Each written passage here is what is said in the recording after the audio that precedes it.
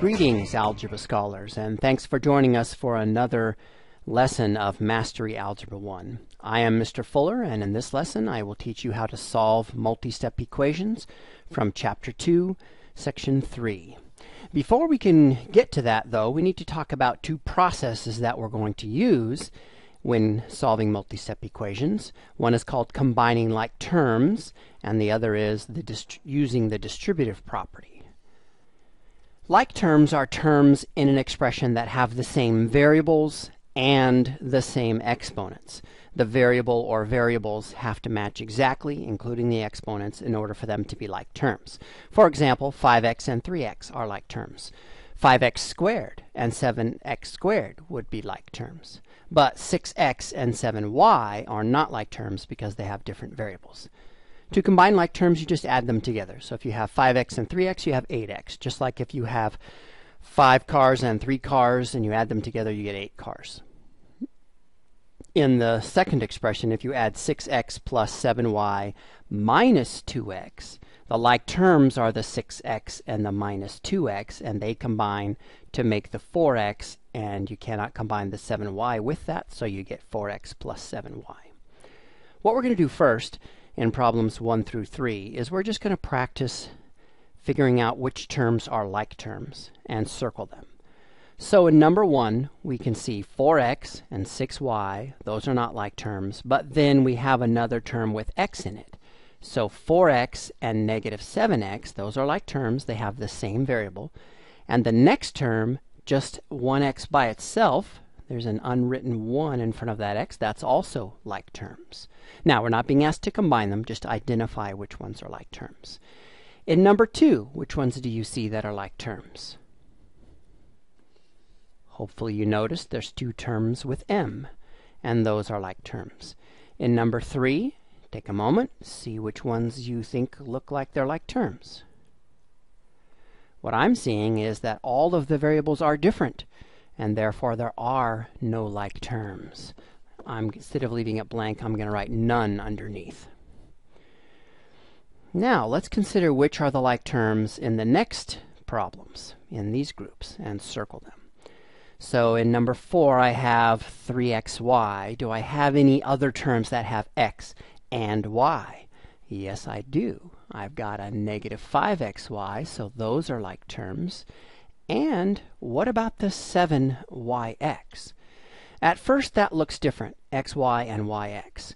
But isn't x times y the same thing as y times x? 2 times 3 is 6. 3 times 2 is 6. It doesn't matter which way we multiply them, so it doesn't matter which way we write them, which order they come in. All 3 of those are like terms. The others are not. 6x has only an x and not a y, so it's not like terms with these. And 8y has only y and not x, so it's not like terms with any of these others. Take a look at number 5. Which ones are the like terms in that problem? I've got a 4a, but there's no other terms with just a. I've got a 6a squared, and then I have another term with 9a squared. So there's 2 terms with a squared. Those are the like terms. Nothing else has the same variables with the same exponents. Now let's practice actually adding the like terms instead of just figuring out which ones they are.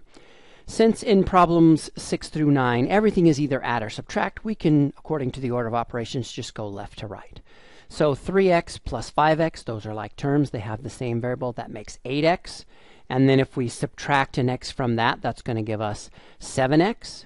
And then if we add another 7x, that's going to be 14x. And then when we subtract 6x, that's going to be back to 8x.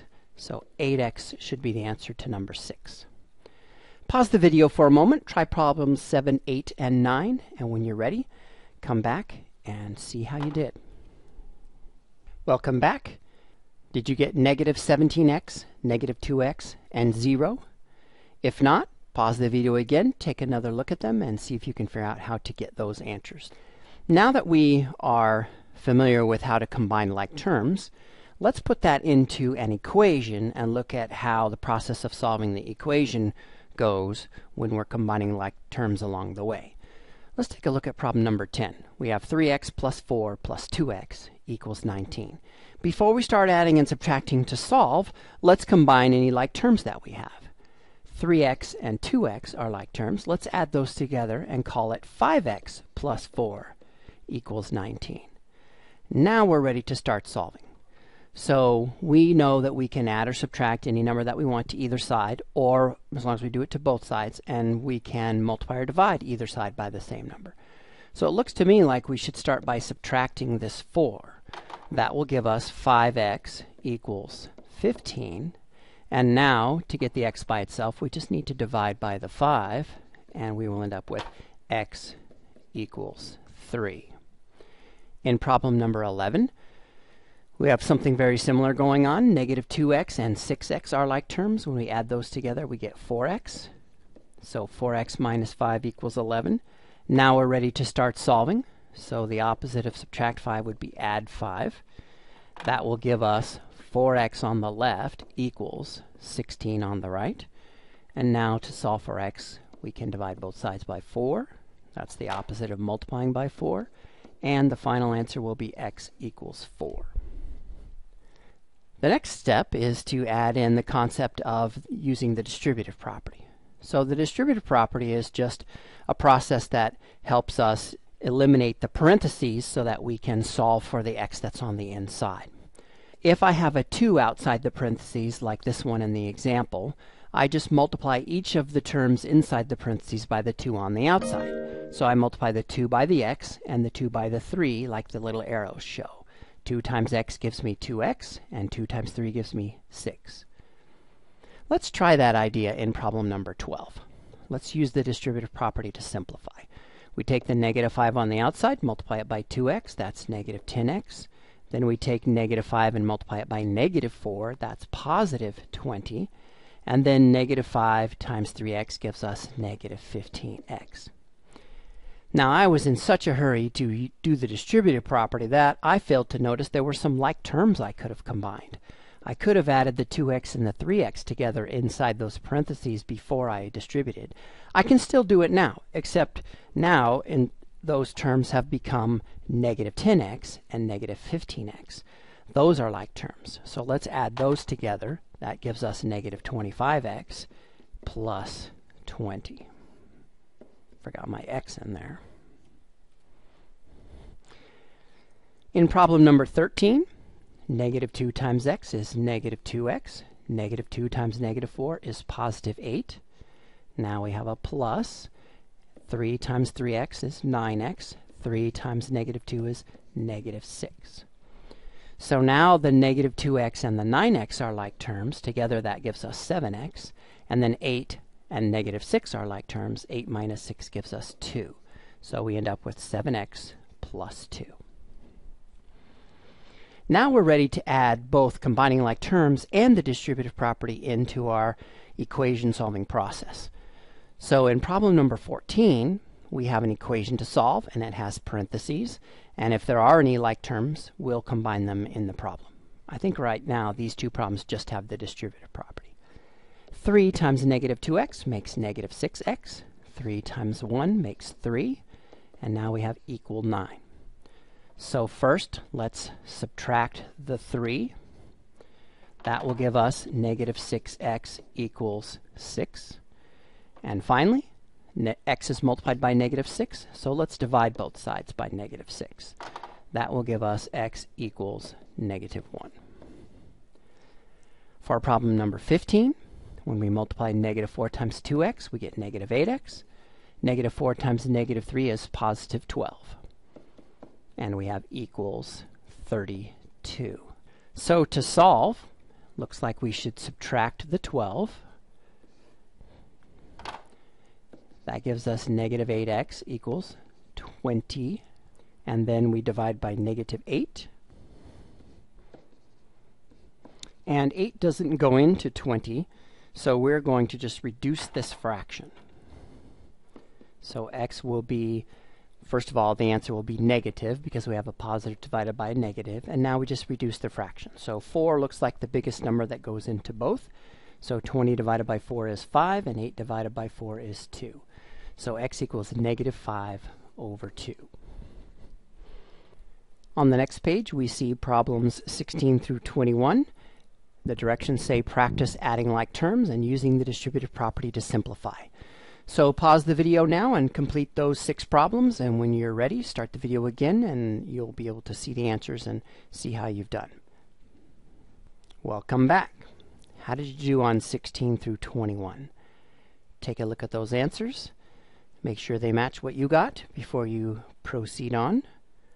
And if you need to, pause the video again and go back and rework any of those problems that you missed. And if you can't figure them out, be sure to ask about them when you come to class. Now that brings us to the bottom of the page here, from 22 to 29. All of these problems are equations to solve. Let me get you started on the first one, and then I'll let you finish the rest on your own. We're going to now incorporate both the distributive property and combining like terms into the process of solving an equation. So first we have these parentheses. Let's distribute the 2. That will give us 2y minus 8 plus 4y equals 16. The like terms are 2y and 4y. Together they make 6y. Now we can add the 8 to both sides. That will give us 6y equals 24. And finally, we can divide by 6, and y will equal 4. That is the type of process you want to use on these. You'll notice that some problems have the parentheses, some do not. And also, I want to point out to you that on this set of exercises, you have scrambled answers at the bottom. So be sure to check your answers there. If you do not get an answer that's down there, you've made a mistake. Go back and see if you can find it. If you can't figure it out, ask about it when you get to class. Pause the video and work those problems and check your answers, and when you're ready, start the video again and I'll show you how to solve equations that have some very strange answers. Welcome back, mathematicians. Now let's talk about solving equations that have some very strange answers. Sometimes when you go to solve, it doesn't work out like you expect at all. For example, let's solve this equation for x. When I distribute the 3, I get 3x minus 12. On the right, when I distribute the negative 2, I get negative 2x minus 6. On the left side of the equation, I have some like terms I can combine. 3x and negative 5x make negative 2x. So now I'm noticing that I have x on both sides of the equation. So it makes the most sense to me to try to get x on only one side. And so let's say we decide to add 2x to each side of this equation. That seems very reasonable to me. So on the left I will have negative 12, and on the right I will have negative 6. Notice there's no x on either side anymore, so I have something very strange indeed. I have negative 12 equals negative 6. Question 3 says, does this answer solve for x? I want to say no. Do you think this equation has a solution? I'm going to say no. Let's try plugging in 0. Take a minute and plug in 0 on both sides of this and see what you get. Pause the video and do that, and come back and I'll show you what I got. Welcome back. When I tried x equals 0, I ended up with the same two numbers I had the first time. Negative 12 equals negative 6.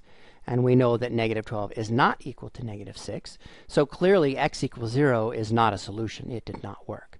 So my thoughts about this are that no matter what number you try, there will not be any solution. It will not work. There will not be any solutions to this problem. Let's take a look at the next one. Let's solve this equation for x. Pause the video, see what you get. When you're ready, start it up again, and I'll show you what I got. When I solved, I distributed, combined the like terms, added 4x to each side, and ended up with 1 equals 1. Does that answer solve for x? I would say no. It doesn't say x equals and give me a number to use as the solution. Then it says, do you think this equation has a solution? Now you can write what you want to write, but I'm going to say yes. And the reason I'm going to say yes is because 1 does equal 1. Something is working here. Now it's a little bit vague exactly which numbers work for x. So in number 11 we get to substitute a number of your choice into the equation and show your work and see what you came up with.